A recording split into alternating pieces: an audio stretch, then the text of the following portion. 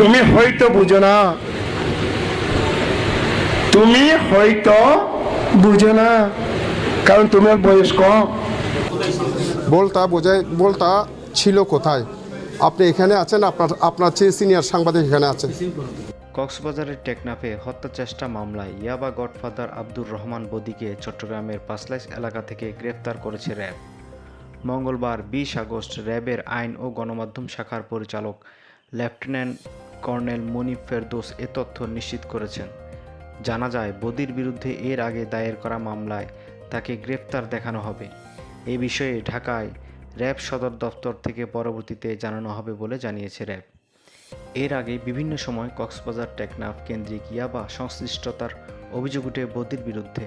তবে চলতি বছরের 17 এপ্রিল আব্দুর রহমান বদির দুই ভাইয়ের সংশ্লিষ্টতার প্রমাণ পায় পুলিশের অপরাধ তদন্ত বিভাগ সিআইডি।